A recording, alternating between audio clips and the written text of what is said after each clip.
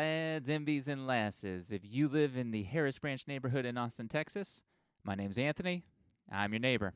This is another update on the coverage of the 2022 HOA Harris Branch residential meeting. These come out every month, so if you want to stay up to date on what's happening at these meetings and not have to attend the multi-hour long meeting, feel free to hit subscribe or that little bell notification below so that way you'll be updated when these are released. As you can see, these happen on the third Thursday of every month, 6:30 to 8 p.m. There's a Zoom meeting, so you don't have to be there in person. Nothing new to those who've already subscribed to the channel. Number one, call meeting to order. There was 3 members there. Vanessa and Jorge were absent. They were able to establish quorum since 3 out of 5 were there. 2, they moved on to the homeowner forum. The first homeowner from Parkside had a complaint about these devices that homeowners have been using, and particularly one specific homeowner in regards to the subsonic sounding device that's supposed to release a frequency to discourage dogs from barking. This particular homeowner was hoping to have the HOA ban this device for all homeowners. Unfortunately, it seems that this is an issue between 2 specific homeowners, and this individual homeowner, the device was installed due to a homeowner with a dog that was problematic with loud barking. Unfortunately, that other homeowner wasn't on the call. This is an evolving story. We'll have more information on this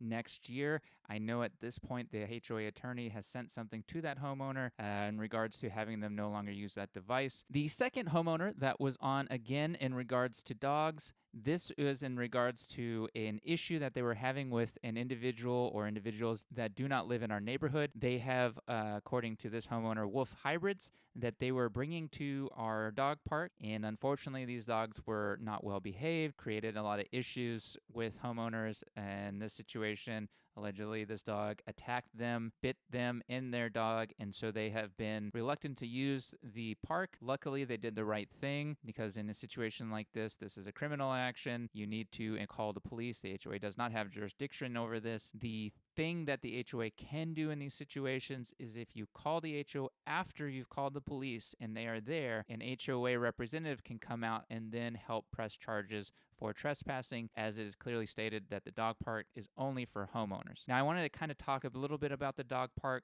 because there's going to be a dog park committee coming up. Again, this is a topic that I have to constantly repeat myself on because many homeowners don't know this, and the sitting members on the board don't really iterate this too much for the folks who are moving to the neighborhood. The dog park was installed without any approval from any governing bodies, so just keep that in mind when you're looking at what can we do to improve it. Ultimately, anything we do there, we need to be cognizant of. If somebody were to look into it, they may come up and say, wait, why is this here?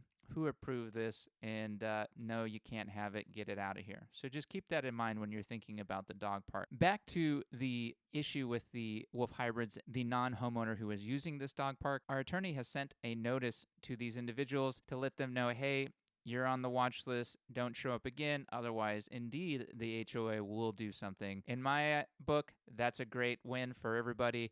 I'm not a big fan of people being afraid to use our amenities because individuals that are not part of our community are coming in and making them hostile. So that was a big win. I think the HOA did the right thing in that situation. One last thing on that. There could possibly be, and as a result of this, a key card that will be used to unlock the dog park, as in the same key card that you would use to unlock the gym or the pool. 3, approved prior November 17, 2022 meeting minutes. These were voted on and approved.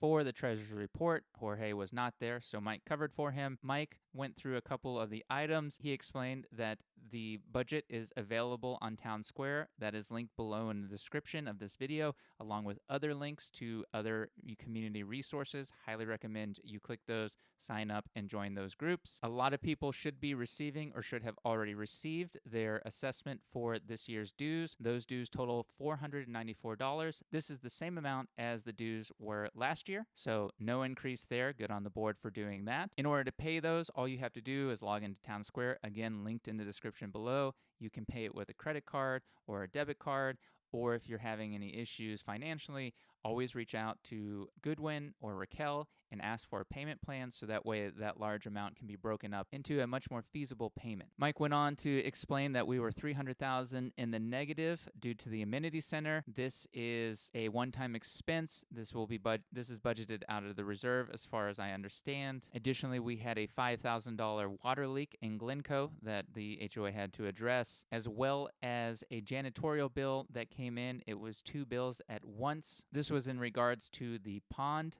fountain repair. Of course, this is handled by the master. Anything along Harris Branch Parkway on those commercial properties is handled by our Harris Branch HOA master, not our residential. So that should be refunded by the master to the residential, and that'll clear up that. 5, the president's report. Mike explained that they needed to clean up some proposals in the audit, and they needed to approve a bunch of items that they needed to vote on. This is them pushing through a bunch of stuff by the end of the year before the next board comes on. 6, the community manager report from Raquel. She went over the 2023 budget. They're still waiting on the HOA master, who is waiting on the city to provide them the total amount that they need to bill to the residential for management of those spaces along Harris Branch Parkway. She updated us that the access control, those $6,500 locks that we installed on our tennis courts, have been installed. And at this point, they're working on getting cameras installed around the amenity center. She had also mentioned that the fitness center equipment is still pending repairs due to backlog on parts that are needed for them. She did say, however, that those parts should be in this month.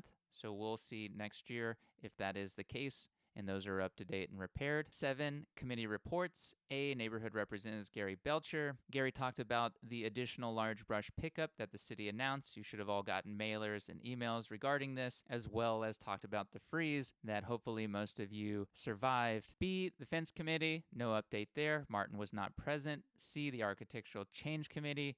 Raquel mentioned that there were no updates. D, the amenity center expansion. Might cover this again. This has been covered in previous videos. Feel free to go back and watch those. We are still in the same situation as the last update. E, communications. Raquel, there was no updates. F, the arts and crafts. Sharon Campbell, this is going to remain on the agenda for 2023, so mark your calendar for October 29th. The next arts and crafts festival for our neighborhood will be held at that time, unless they decide to do additional ones throughout the year. 8, old business. The property manager welcoming program and orientation process on revision from Raquel and Gary Belcher pending. No update there. Same as the last video. B, the amenity center rental proposal. Proposal is quite detailed and consider other parts of community property such as pool, playscapes, etc. Board is generally not inclined to rent pool, playscapes, etc. for private events. Board will review proposal documents and contract proposals and provide feedback on feasibility and desirability. David will add comments to the proposal regarding usage of the annex facilities and exclude consideration of pool, playscapes, tennis courts, and basketball courts. Valerie provided comments and suggestions that may be included in the proposal revision and for consideration for future event planning. Editing will be done on the Word original document by using track changes and add comment functions. The community manager will accept/reject changes and provide a revised proposal for review prior to the next board meeting. They discussed this. A lot of the stuff that Vanessa wanted to put in there, they nixed. Then they went ahead and said that David, the vice president, who hadn't responded on this, he's pretty bad about responding to things until the last minute, to add his commentary, and then they were going to push that through before the end of the year. You know my position on this. I've covered it in previous videos. I don't think we should be charging homeowners to rent a space that they pay for and pay for the maintenance and upkeep on. C, the Samsung project. I've covered this again in previous videos. According to Gary, this project is complete and there are no further updates, so this is going to be coming off the agenda. D, the pool extensions, again, covered in the previous video. This has been hindered by the current board's decision to keep lifeguards, and they are going to push that out until next year. This will be an interesting thing since the board, the 3 members, Mike, Gary, and David, pushed through the approval of the lifeguards for next year, thus putting us in a bind in regards to extending the pool hours. Again, remember that pool is classified so that we can have swim at your own risk. That would increase the hours. However, if we increase these hours now, we need to look into paying lifeguards to be there present for those extended hours, and that might be something that as in the past, has inhibited those hours being extended. E, seeking additional estimates for pump room and pool repairs. Current vendor has provided a scope of work and options. Due date for estimates will be November 11th. Board recommended considering an actual pool company. They went ahead and passed approval for one of the companies. I believe it's Heinz Pool and Spa. So that's already been approved and pushed through for the end of the year. That will come off for next agenda. F, seeking estimates for 2023 lifeguards. Again, as mentioned earlier on D, the pool extensions, they went ahead and approved that. And so we will be having lifeguards next year. G, discussion on the irrigation proposal to be installed at Dog Park due to cracks in ground. Landscapes propose adding a truck of dirt to fill cracks. Expect continued cracking. Lack of substantial trees provide soil stabilization and shade adds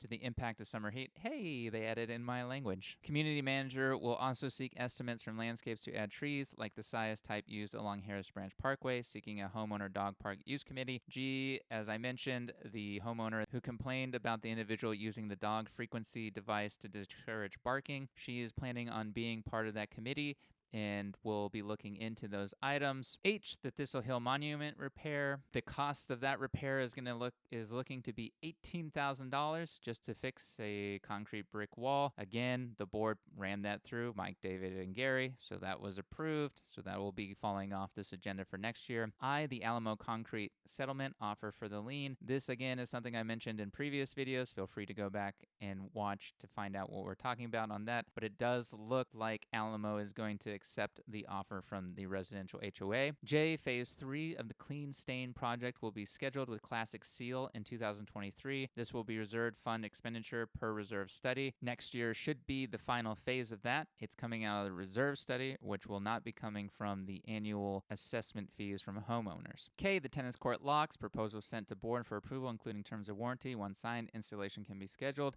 That was rammed through as well. L, the budget master amount confirmed. They are still waiting on that from the master. If I remember correctly from my emails, those details came through. However, there was some questions on the total amounts as they didn't seem right, so they're going to be still working through that. M, separate reserve monthly financial income statement. That is pending. N, the ratification on the minutes of the November board meeting. Gary, Jorge, and Mike voted yes. No response yet from David and Vanessa. In the absence of full participation, this will need to be voted on at the meeting. This was again voted on and ratified as well as approved. O, ratification of the lifeguard choice for 2023 needs to be an action item on the agenda. This again was rammed through and approved. P, ratification of the rental contract for the facilities use. I mentioned earlier, they're waiting on the VP to put in his notes, and they're going to push that through the end of this year as well. 9, new business. A, speed measurement devices have been installed on Bellingham Drive. Are these a worthwhile investment for installation on streets in HB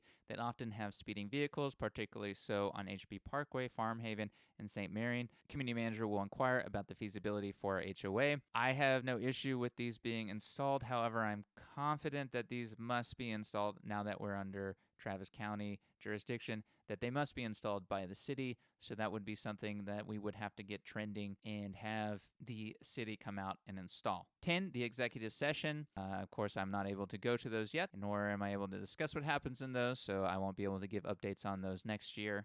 And 11, adjourn meeting. All right, and with all that being said, I certainly appreciate your time, and I really appreciate you coming and watching these videos.